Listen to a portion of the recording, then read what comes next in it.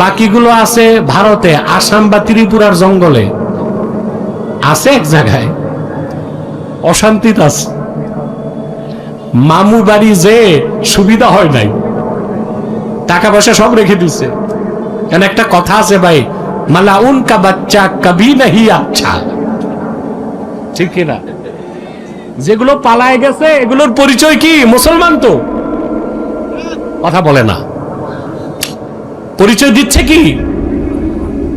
তো মালাউন কা বাচ্চা কবি নাহি আচ্ছা, ওখানে যে তারা সুবিধায় নাই, টাকা পয়সা সব রেখে দিছে, নিরাপত্তা বেষ্টনীতে রাখছে, পৃথিবীর অন্য দেশে চলে যাবে সেই সুযোগও দিচ্ছে না, কারণ ওরা কামাই করতেছে। ভারতীয়রা কি করতেছে? কামাই করতেছে, টাকা নিচ্ছে, আর দেশে যা জমায়ে গেছে এগুলো পাচার করতেছে। যেগুলো ধরা পড়ছে এগুলো ডিভিশনে আছে না? তো যারা জেলখানায় ডিভিশন পায় তারা কিন্তু আপনার চেয়ে আনন্দে থাকে। থাকার খাট আছে, শোয়ার রুম আছে, টেলিভিশন দেখতে পায়, লাইব্রেরিতে বই পড়তে পারে, নিয়মিত পত্রিকা দেখে। জেলারকে যে ধরনের খাদ্যের হুকুম করে ওই রকম খাদ্য তাকে পৌঁছানো হয়, সব ঠিক আছে। কিন্তু কোন জেলখানায় থাকা ডিভিশন প্রাপ্ত আসামি যদি জেলারকে বলে, স্যার মাত্র 2টা ঘন্টার জন্য আমারে ছাড়েন, আমি একটু গুলিস্তান স্টেডিয়ামে খেলা চলতেছে বিপিএলটা দেখে আসি, সুযোগ হবে? কারণ তার সব আছে, স্বাধীনতা। আর যে লোকটা ভ্যান গাড়ি চালায় গুলিস্তানে, ওর যদি মন চায় খেলা দেখবে, ওরে কেউ আটকাবে? টিকিট কাটবে, খেলা দেখবে। তাই জেলখানায় যে আছে তার সুখ শান্তি থাকলো, স্বাধীনতা নাই। আর জেলখানার বাইরে যে আছে ও না খেয়ে থাকলো, ওর স্বাধীনতা আছে। হাদিসের অর্থে এটাই, দুনিয়াতে আমরা কেউ স্বাধীন নই, পরাধীন। আল্লাহ তাআলা যে হুদুদ, যে সীমানা নির্ধারণ করে দিয়েছেন, এর বাইরে যেতে আমরা পারি না। আল্লাহর গোলামির জিনজিরকে গর্দানে আমরা লাগাই এনেছি, আমরা পরাধীন। বেহেশতে গেলে আমরা অবস্বাধীন। আর কাফের মুশরিক বেঈমান দুনিয়ায় স্বাধীন, পরকালে হবে পরাধীন। প্রত্যেকটা হারাম কাজ চিত্তাকর্ষক, মনোমুগ্ধকর, চিত্তাকর্ষক, আনন্দদায়ক। কিন্তু মুমিন আল্লাহর ভয়তে মদ পান করে না, জেনা করে না, চুরি করে না, সুদ খায় না, ঘুষ খায় না, হারাম কাজ করে না। নফস চায়, সে চায় না। এই যে নফসের সাথে লড়াই করে দ্বীনের উপর টিকে থাকা, এটা মুজাহাদার দ্বিতীয় অর্থ। আল্লাহ বলেছেন, ওয়াল্লাযীনা জাহাদু ফীনা লানাহদিয়ান্নাহুম সুবুলানা। যারা আমি আল্লাহর সন্তুষ্টির জন্য প্রাণান্তকর প্রচেষ্টা চালাবে, সাধনা করবে, তাকওয়া ভিত্তিক জীবন গঠন করবে, গুনাহ থেকে বাঁচবে, আমি আল্লাহ রাব্বুল আলামিন তাকে আমার কাছে পৌঁছার জন্য, তাদেরকে আমার কাছে পৌঁছার সবগুলো পথ দেখায় দিব। প্রায় 1 ঘন্টা চলে গেছে, মুজাহাদার ব্যাখ্যা নিচ্ছি, কথাগুলো মনে থাকবে। মুজাহাদার তৃতীয় ব্যাখ্যা, যার পরে আর কোনো ব্যাখ্যা নাই। সুবহানাল্লাহ বলেন। চূড়ান্ত ব্যাখ্যা, এরপরে আর কোনো ব্যাখ্যা বলবো? লিখতে হবে, খাতায় না, মনের পাতায় বলবো। আল্লামা ইমাম কুরতুবী মুজাহাদার চূড়ান্ত ব্যাখ্যা দিতে যে বলেন, মাসালুস সুন্নাতি ফিদ দুনিয়া কামাসালিল জান্নাতি ফিল উকবা, ফামান দাখালাল জান্নাতা ফাকাদ সালিমা ওয়া কামান আখাযাস সুন্নাতা ফাকাদ সালিমা। আল্লাহর হাবিব মুহাম্মদ সাল্লাল্লাহু আলাইহি ওয়াসাল্লাম ১৩,০০০ বছর আগে যে সুন্নত রেখে গিয়েছেন, সে সুন্নতের উদাহরণ হচ্ছে দুনিয়ায় আল্লাহর জান্নাতের মতো। কোন ব্যক্তি জান্নাতে প্রবেশ করলে যেমন নিরাপদ হয়ে যায়, এই দুনিয়ায় যে ব্যক্তি আল্লাহর হাবিবের রেখে যাওয়া সুন্নতকে দাঁত দিয়া, কামড় দিয়া ধরবে, সে ওই রকম জান্নাতীর মতো নিরাপদ হয়ে যাবে দুনিয়া। সুবহানাল্লাহ। সুন্নত তরিকায় চলার চেয়ে বড় কোনো মুজাহাদা নাই। সুবহানাল্লাহ বলেন। সুন্নত তরিকায় চলার চেয়ে বড় কোনো মুজাহাদা। অনেক সুফি সাধক আছে গোশত খায় না।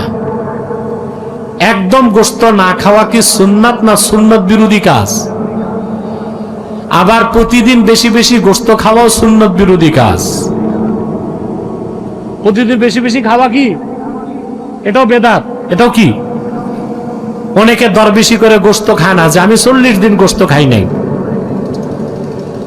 এটা মুজাহাদা না, এটা সুফিগিরি না, এটা সুন্নতের খেলাফ কাজ। কিয়ামত তক সুন্নত বিরোধী কাজ করে মুজাহাদা করে কেউ আল্লাহর ওলি হইতে পারবে না, শয়তানের ওলি হইতে পারবে। কি হইতে পারবে?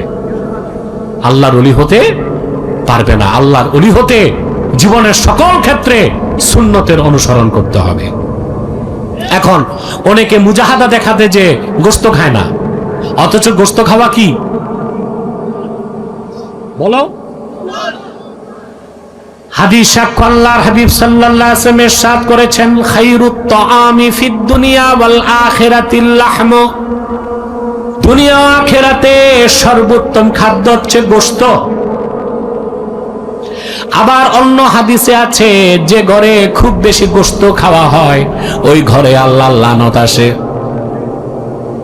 তাহলে বোঝা যাচ্ছে একদম গোশত ছেড়ে দেওয়া সুন্নতের খেলাফ, আবার বেশি বেশি খাওয়াও সুন্নতের খেলাফ। একদম গোশত খাবেন না, শরীর শক্তিহীন হয়ে যাবে, তখন তো আপনি ফরজ নামাজে দাঁড়াতেও পারবেন না। আবার প্রতিদিন গোশত খাবেন, হার্ট অ্যাটাক হবে, ব্রেন স্ট্রোক হবে, প্যারালাইজড হয়ে ঘুমায় থাকবেন, ওটা লানত না? কথা বলেন। যেই ঘরে একজন প্যারালাইজড রোগী আছে ওই ঘরে যে আল্লাহর লানত আছে সন্দেহ আছে? কথা বলেন না ভাই। প্যারালাইজড রোগী, এটার বোঝা খুব কঠিন, ঠিক না? তাহলে সুন্নত তরিকায় চলার চেয়ে বড় কোনো মুজাহাদা নাই। আল্লাহ আপনার সুযোগ রাখছে, আপনি দামি জুব্বা পরবেন না, কাপড়টা ধুইবেন না 1 মাস, তালি দিয়া মানুষকে দেখাবেন আপনার পোশাক আশাক খুব নিম্নমানের, এটা সুন্নাত নয়। আল্লাহ যদি সাধ্য রাখেন দামি পোশাক পরাও সুন্নাত, সুবহানাল্লাহ বলেন। আর সাধ্য না থাকলে কম দামি পোশাক পরে আল্লাহ শুকরিয়া আদায় করা সুন্নাত। আমি একটা হাদিস শোনাচ্ছি, ইমাম বাগাবী মাআলিমুত তানজিলের মধ্যে হাদিসটি নকল করেছেন। সাহাবী বর্ণনা করেন, খারাজা রাসূলুল্লাহ সাল্লাল্লাহু আলাইহি ওয়াসাল্লাম ইয়াওমান ওয়া আলাইহি জুব্বাউন কিমাতুহু 4000 দিরহাম। সাহাবী বলেন, একদিন আল্লাহর রাসূল নূর নবীজি মুহাম্মদ মুস্তাফা সাল্লাল্লাহু আলাইহি ওয়াসাল্লাম সাহাবায়ে কেরামের সামনে তাশরিফ নিয়ে আসলেন। আমরা দেখলাম আল্লাহর হাবিবের নূরের জিসিম মোবারকে যে জুব্বাটা ছিল 1500 বছর আগে ওই জুব্বার দাম ছিল 4000 দিরহাম। কত? সুবহানাল্লাহ। ব্যাখ্যা কি? মাইকে না ইকো দিতে নিষেধ করছি, ইকো বন্ধ করো।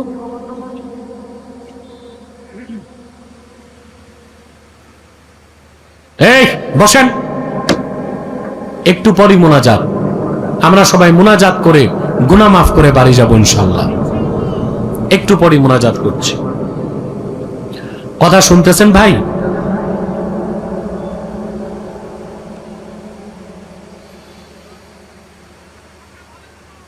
সম্মানিত সুধী, হাদিসের ব্যাখ্যা হচ্ছে 1500 বছর আগে কোন এক শাসক রাজা আল্লাহর হাবিব নূর নবীজি মুহাম্মদ সাল্লাল্লাহু আলাইহি ওয়াসাল্লামের কদমে জুব্বাটা পাঠিয়েছিল। জুব্বাটার দাম ছিল 4000 দিরহাম। রাসূল করিম সাল্লাল্লাহু আলাইহি সাল্লাম আল্লাহর নিয়ামত হিসেবে তা গ্রহণ করেছেন এবং ব্যবহার করেছেন। তার কারণ আল্লাহর হাবিবের উম্মতে অনেক রাজা বাদশা থাকবে, তারাও যেন সুন্নতের আমল থেকে বঞ্চিত না হয়।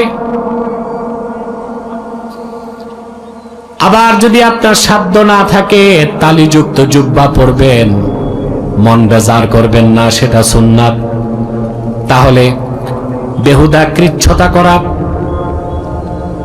সুন্নাত বিরোধী সাধনা কোনো মুজাহাদা নয়। সুন্নাত তরিকায় নিজের জিন্দেগিকে গঠন করার চেয়ে বড় কোনো মুজাহাদা আর নাই। তা আমরা মুজাহাদা করব? কথা বলে না। চূড়ান্ত কথা, আমরা সুন্নাতকে দাঁত দিয়ে আঁকড়িয়ে ধরবো ইনশাআল্লাহ। এর চেয়ে বড় মুজাহাদা নাই। এই মুজাহাদা যদি করতে পারি 100%, আমরা হয়ে যাব আল্লাহর মুহসিন বান্দা। বলেন সুবহানাল্লাহ। একটা সাউন্ড অপর পাশ থেকে কানে আসে, ওটা বন্ধ করতে দেন, ফিরে আসে। আল্লাহর মুহসিন বান্দা হতে চান? জোরে বলেন। কোন ব্যক্তি যদি ঈমান আনে, সে তার নাম মুমিন। কেউ যদি শরীয়তের সব বিধান মানে, তার নাম মুসলিম। আর কেউ যদি আল্লাহর সন্তুষ্টির জন্য তাকওয়া ভিত্তিক জীবন যাপন করে, মুজাহাদা করে, তার নাম মুহসিন। মুহাম্মদ সাল্লাল্লাহু আলাইহি সাল্লামের প্রত্যেক ঈমানদার উম্মত আল্লাহর জান্নাতে যাবে, তবে গ্যারান্টি নাই আযাবের আগে যাবে না পরে যাবে। আর উম্মতের মধ্যে যারা মুসলিম হয়ে যাবে, আল্লাহ তাদেরকে বিনা আযাবে জান্নাত দিবেন। আর যদি কেউ মুহসিন হতে পারে, তার আযাবও নাই, হিসাবও নাই। আল্লাহর হাবিবের সেই উম্মতকে আল্লাহ বিনা আযাবে, বিনা হিসাবে তার জান্নাত দিবেন। সেজন্য আল্লাহ বলেছেন, ওয়া ইন্নাল্লাহা লামাআল মুহসিনিন। নিশ্চয়ই আল্লাহ আছেন মুহসিন বান্দাদের সাথে। এই মুহসিন হতে মুজাহাদা লাগবে। কি লাগবে? তো মুহসিন হবেন? জোরে বলেন। আল্লাহ কবুল করুক। বলুন আল্লাহুম্মা আমিন। আরো জোরে বলেন আল্লাহুম্মা আমিন। যদি আপনি আল্লাহর মুহসিন বান্দা হয়ে যান, 4টা জিনিস আল্লাহ আপনার জন্য ওয়াজিব করে দিবেন। কয়টা জিনিস? গণেন। ইজ্জত,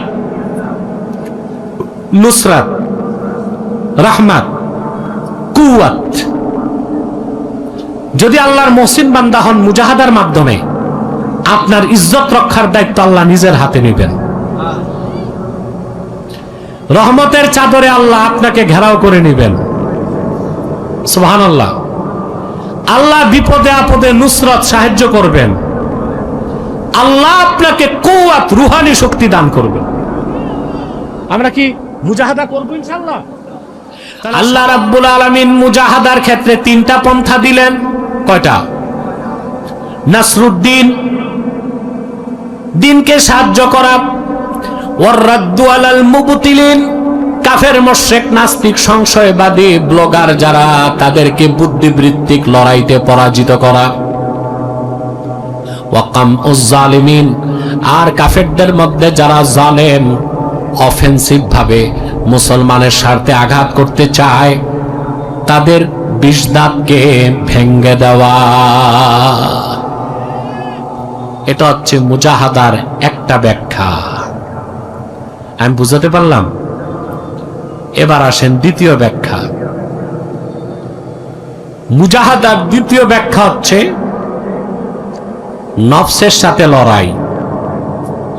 কিসের সাথে? যত হারাম কাজ, গুনার কাজ, প্রত্যেকটাই করতে চায় নফস। বান্দা করে না কার ভয়তে? এটা মুজাহাদা। এটা কি?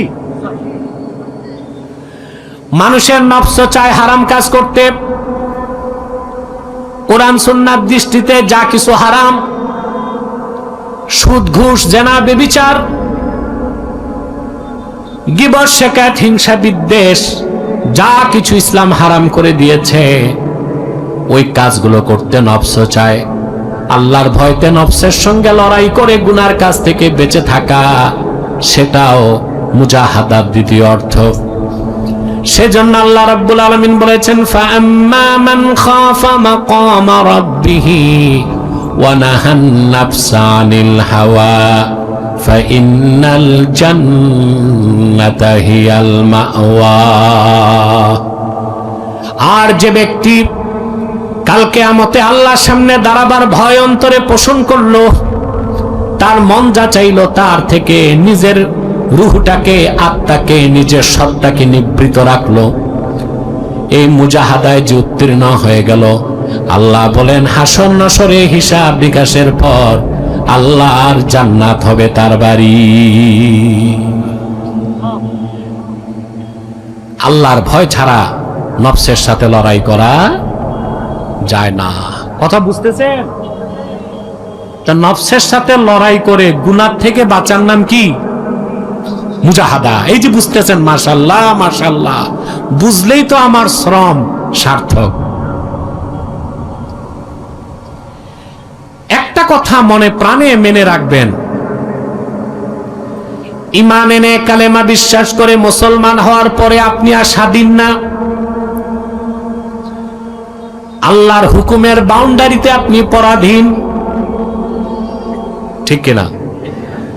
আর যার ঈমান নাই, কাফের মুশরিক বেঈমান, তারা স্বাধীন, তারা যেমন খুশি তেমন সাজো। দেখেন না নারীবাদীরা কি করতেছে ঢাকায়? নিজেরাই স্লোগান দিচ্ছে, আমরা সব ব্যবসা বুঝে নিব হিস্সা। নাউজুবিল্লাহ বলবেন। ঈমান নাই তো যেমন খুশি তেমন সাজো। একটা ছেলে, সে ট্রান্সজেন্ডার। ট্রান্সজেন্ডার হচ্ছে লিঙ্গ প্রতিস্থাপন, লিঙ্গ পরিবর্তন। আচ্ছা ভাই, অপারেশন করে না কাইটা লিঙ্গ পরিবর্তন হয়? কথা বলে না। ওরা মনে মনে লিঙ্গ পরিবর্তন করে, এই বদমাইশগুলো। ছেলে একটা, সে বলতেছে আমি তো ছেলে না, আমি মেয়ে।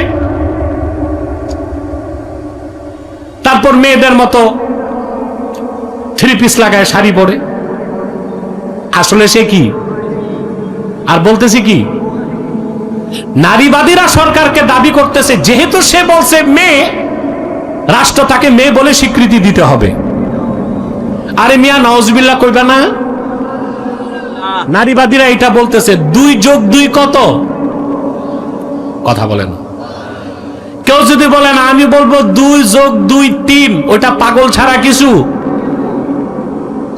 তা নারীবাদীরা বলতেছে সে যেহেতু বলতেছে মেয়ে, ছেলে হইল, রাষ্ট্র তাকে কি বলবে? মেয়ে বলতে হবে। আর একটা মেয়ে বলতেছে আমি তো মেয়ে না, আমি ছেলে। সব ঠিক আছে, পেন শার্ট লাগায় বলতেছে আমি ছেলে। নারীবাদীরা ইউনুসকে বলতেছে, সরকারকে, যে রাষ্ট্র তাকে ছেলে বলে স্বীকৃতি দিতে, মেয়ে বলে স্বীকৃতি দিতে বাধ্য হবে। এই পাগলামি বাংলাদেশে হইতে দিবেন? কথা বলেন। আমাদের প্রফেসর ইউনুস তো বুড়া মানুষ, 86 বছর বয়স। এই মহিলাদের চিৎকার শুনে খানিকটা ভয় পাইছে। ভয় পাইয়া উনি আবার মোটামুটি মন্ত্রণালয়কে বলছে, দেখো দাবিগুলো মানা যায় কিনা। এখন এই বৃদ্ধ লোকটাকে আমাদের সাহস দিতে হবে না? কথা বলে না। কিভাবে সাহস দিবেন? টেকনাফ থেকে তেতুলিয়া, রূপসা থেকে পাথর ঘাটায় মুসলমানদেরকে গর্জন করে বলতে হবে, কোরআন সুন্নাহ বিরোধী, সভ্যতা সংস্কৃতি বিরোধী পশ্চিমাদের বদমাশি নারীবাদীদের কোন দাবি বাংলাদেশে মেনে নেওয়া হবে না, হবে না, হবে না। মানবেন? কি অবস্থা! 318 পৃষ্ঠার একটা প্রতিবেদন দিয়েছে সরকারকে। এর মধ্যে আরেকটা আছে ম্যারিটাল রেপ। ছি ছি ছি, এটা কি বুঝছেন? এটা হচ্ছে স্বামী যদি তার বিবাহিতা স্ত্রীকে জোর করে দৈহিক সম্পর্ক করে, এটা নাকি ধর্ষণ। নাউজুবিল্লাহ বলবেন না? এখন ভাই, মহিলা যদি মামলা দেয় যে আমার স্বামী কালকে জোর করে আমার সাথে দৈহিক সম্পর্ক করছে, এখন মহিলা রাজি ছিল না রাজি ছিল না এটা প্রমাণ করবে কে? তাতে স্বামী স্ত্রী একান্ত মুহূর্তে সাক্ষী রাখতে হবে। কথা বল, সাক্ষী লাগবে কি না? তো দেশকে নারীবাদীরা কোথায় নিতে চায়? এর একমাত্র কারণ হচ্ছে ঈমান নাই, ইসলামের জ্ঞান নাই। পশ্চিমাদের ট্যাবলেট খেয়ে নারীবাদীরা জ্ঞান হারায় ফেলছে। মনে রাখবেন, প্রত্যেক মুমিন হচ্ছে পরাধীন, কাফের মুশরিক স্বাধীন। আল্লাহর হাবিব সাল্লাল্লাহু আলাইহি ওয়াসাল্লাম ইরশাদ করেছেন, সহিহ মুসলিমের হাদিস, আদ-দুনিয়া সিজনুল মুমিন ওয়া জান্নাতুল কাফির। দুনিয়া হচ্ছে মুমিনের জন্য জেলখানা, কাফেরের জন্য হচ্ছে বেহেশতের মতো। আমাদের জন্য কি এখানে আমাদের কোনো স্বাধীনতা? আর বেহেশতে আমরা স্বাধীনতা পাবো, কাফের যারা যাবে জাহান্নামে। এই জন্য দুনিয়াটা আমাদের জন্য জেলখানা, কোনো স্বাধীনতা নাই। আর কাফেরের জন্য কি?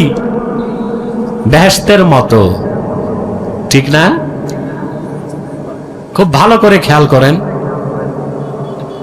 দুনিয়াটা মুমিনের জন্য জেলখানা, কাফেরের জন্য বেহেশত। এর অর্থ এই না যে দুনিয়াতে মুমিন শুধু দুর্বল থাকবে, ভালো কিছু খাবে না, ভালো গাড়িতে চড়বে না,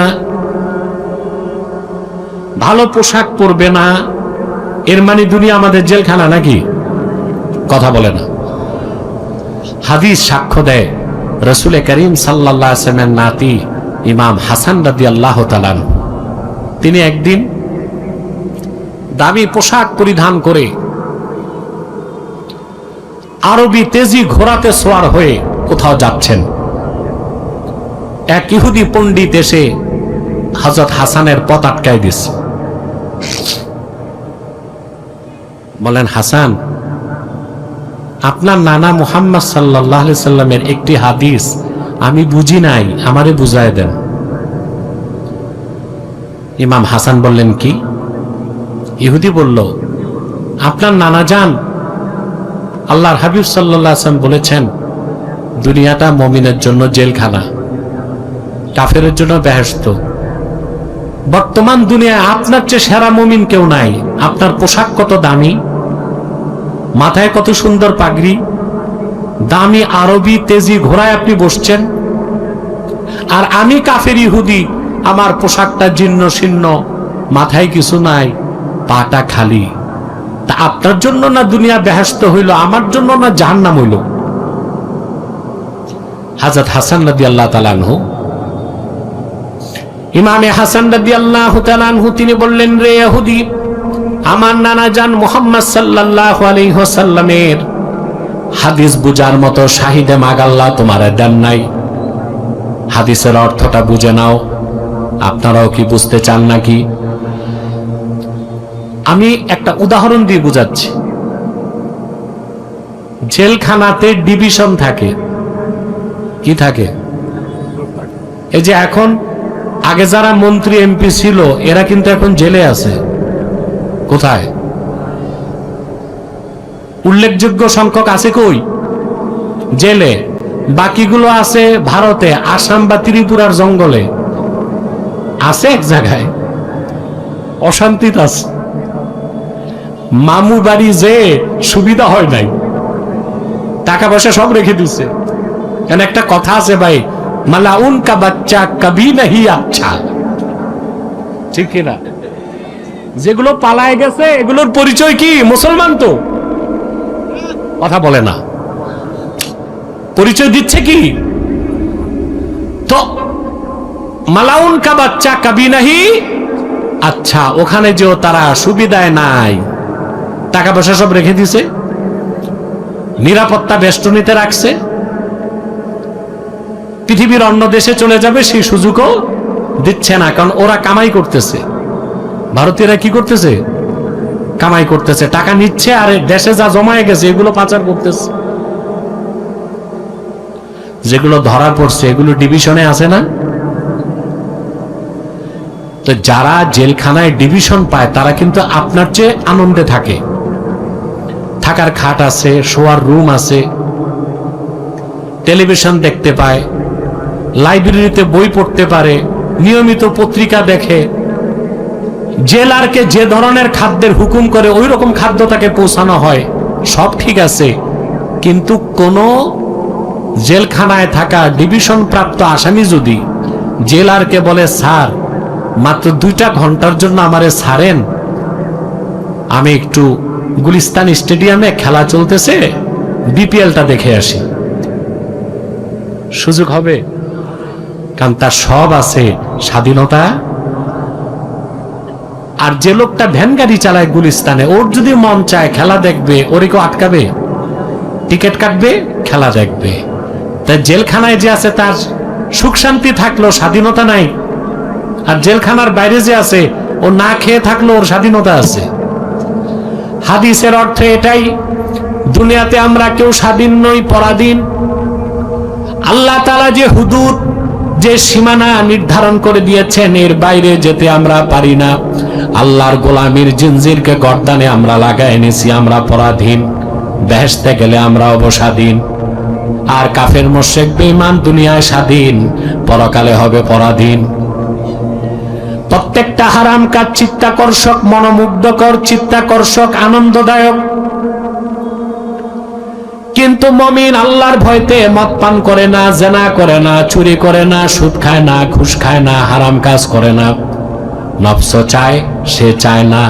এই যে নফসের সাথে লড়াই করে দ্বীনের উপর টিকে থাকা, এটা মুজাহাদার দ্বিতীয় অর্থ। আল্লাহ বলেছেন, ওয়াল্লাযীনা জাহাদু ফীনা লানাহদিয়ান্নাহুম সুবুলানা। যারা আমি আল্লাহর সন্তুষ্টির জন্য প্রাণান্তকর প্রচেষ্টা চালাবে, সাধনা করবে, তাকওয়া ভিত্তিক জীবন গঠন করবে, গুনাহ থেকে বাঁচবে, আমি আল্লাহ রাব্বুল আলামিন তাকে আমার কাছে পৌঁছার জন্য, তাদেরকে আমার কাছে পৌঁছার সবগুলো পথ দেখায় দিব। প্রায় 1 ঘন্টা চলে গেছে, মুজাহাদার ব্যাখ্যা নিচ্ছি, কথাগুলো মনে থাকবে। মুজাহাদার তৃতীয় ব্যাখ্যা, যার পরে আর কোনো ব্যাখ্যা নাই। সুবহানাল্লাহ বলেন। চূড়ান্ত ব্যাখ্যা, এরপরে আর কোনো ব্যাখ্যা বলবো? লিখতে হবে, খাতায় না, মনের পাতায় বলবো। আল্লামা ইমাম কুরতুবী মুজাহাদার চূড়ান্ত ব্যাখ্যা দিতে যে বলেন, মাসালুস সুন্নাতি ফিদ দুনিয়া কামাসালিল জান্নাতি ফিল উকবা, ফামান দাখালাল জান্নাতা ফাকাদ সালিমা ওয়া কামান আখাযাস সুন্নাতা ফাকাদ সালিমা। আল্লাহর হাবিব মুহাম্মদ সাল্লাল্লাহু আলাইহি ওয়াসাল্লাম ১৩,০০০ বছর আগে যে সুন্নত রেখে গিয়েছেন, সে সুন্নতের উদাহরণ হচ্ছে দুনিয়ায় আল্লাহর জান্নাতের মতো। কোন ব্যক্তি জান্নাতে প্রবেশ করলে যেমন নিরাপদ হয়ে যায়, এই দুনিয়ায় যে ব্যক্তি আল্লাহর হাবিবের রেখে যাওয়া সুন্নতকে দাঁত দিয়া, কামড় দিয়া ধরবে, সে ওই রকম জান্নাতের মতো নিরাপদ হয়ে যাবে দুনিয়া। সুবহানাল্লাহ। সুন্নত তরিকায় চলার চেয়ে বড় কোনো মুজাহাদা নাই। সুবহানাল্লাহ বলেন। সুন্নত তরিকায় চলার চেয়ে বড় কোনো মুজাহাদা। অনেক সুফি সাধক আছে, গোশত খায় না। একদম গোশত না খাওয়া কি সুন্নাত না সুন্নত বিরোধী কাজ? আবার প্রতিদিন বেশি বেশি গোশত খাওয়াও সুন্নত বিরোধী কাজ। প্রতিদিন বেশি বেশি খাওয়া কি? এটাও বেদাত। এটাও কি? অনেকে দর বেশি করে গোশত খায় না, যে আমি 40 দিন গোশত খাই নাই। এটা মুজাহাদা না, এটা সুফিগিরি না, এটা সুন্নতের খেলাফ কাজ। কিয়ামত তক সুন্নত বিরোধী কাজ করে, মুজাহাদা করে কেউ আল্লাহর ওলি হইতে পারবে না, শয়তানের ওলি হইতে পারবে। কি হইতে পারবে? আল্লাহর ওলি হতে পারবে না। আল্লাহর ওলি হতে জীবনের সকল ক্ষেত্রে সুন্নতের অনুসরণ করতে হবে। এখন অনেকে মুজাহাদা দেখাতে যে গোশত খায় না, অথচ গোশত খাওয়া কি বলো? হাদিস সাক্ষ্য আল্লাহর হাবিব সাল্লাল্লাহু আলাইহি ওয়াসাল্লাম ইরশাদ করেছেন, খায়রুত তাআমি ফিদ দুনিয়া ওয়াল আখিরাতিল লাহম। দুনিয়া ও আখিরাতে সর্বোত্তম খাদ্য হচ্ছে গোশত। আবার অন্য হাদিসে আছে, যে ঘরে খুব বেশি গোশত খাওয়া হয়, ওই ঘরে আল্লাহর লানত আসে।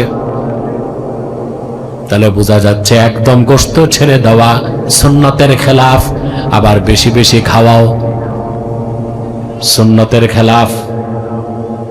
একদম গোশত খাবেন না, শরীর শক্তিহীন হয়ে যাবে, তখন তো আপনি ফরজ নামাজে দাঁড়াতেও পারবেন না। আবার প্রতিদিন গোশত খাবেন, হার্ট অ্যাটাক হবে, ব্রেন স্ট্রোক হবে, প্যারালাইজড হয়ে ঘুমায় থাকবেন। ওটা লানত না? কথা বলেন।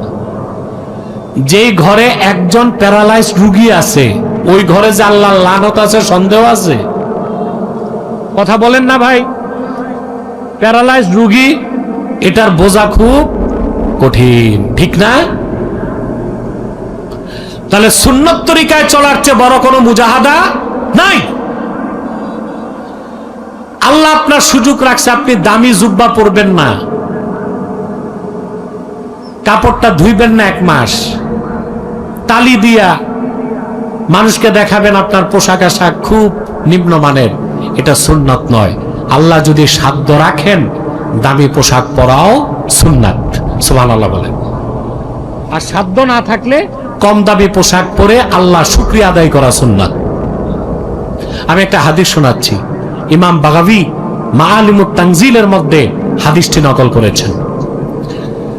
সাহাবী বর্ণনা করেন, খারাজা রাসূলুল্লাহ সাল্লাল্লাহু আলাইহি ওয়াসাল্লাম ইয়াওমান ওয়া আলাইহি জুব্বাউন কিমাতুহু 4000 দিরহাম। সাহাবী বলেন, একদিন আল্লাহর রাসূল নূর নবীজি মুহাম্মদ মুস্তাফা সাল্লাল্লাহু আলাইহি ওয়াসাল্লাম সাহাবায়ে কেরামের সামনে তাশরিফ নিয়ে আসলেন।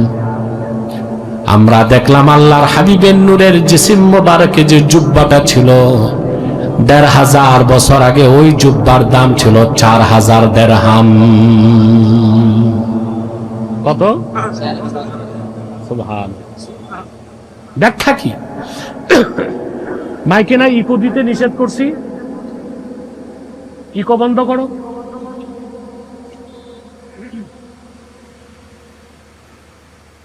এই বসেন, একটু পরই মুনাজাত। আমরা সবাই মুনাজাত করে গুনাহ মাফ করে বাড়ি যাব ইনশাআল্লাহ। একটু পরই মুনাজাত করছি। কথা শুনতেছেন ভাই?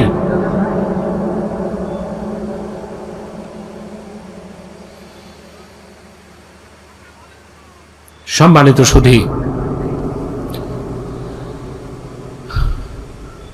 হাদিসের ব্যাখ্যা হচ্ছে 1500 বছর আগে কোন এক শাসক রাজা আল্লাহর হাবিব নূর নবীজি মুহাম্মদ সাল্লাল্লাহু আলাইহি ওয়াসাল্লামের কদমে জুব্বাটা পাঠিয়েছিল।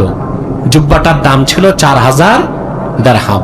রাসূল করিম সাল্লাল্লাহু আলাইহি সাল্লাম আল্লাহর নিয়ামত হিসেবে তা গ্রহণ করেছেন এবং ব্যবহার করেছেন। তার কারণ আল্লাহর হাবিবের উম্মতে অনেক রাজা বাদশা থাকবে, তারাও যেন সুন্নতের আমল থেকে বঞ্চিত না হয়। আবার যদি আপনার সাধ্য না থাকে তালিযুক্ত জুব্বা পরবেন, মন বেজার করবেন না, সেটা সুন্নাত।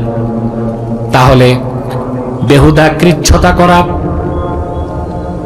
সুন্নাত বিরোধী সাধনা কোনো মুজাহাদা নয়। সুন্নাত তরিকায় নিজের জিন্দেগিকে গঠন করার চেয়ে বড় কোনো মুজাহাদার নাই। তা আমরা মুজাহাদা করব? কথা বলে না।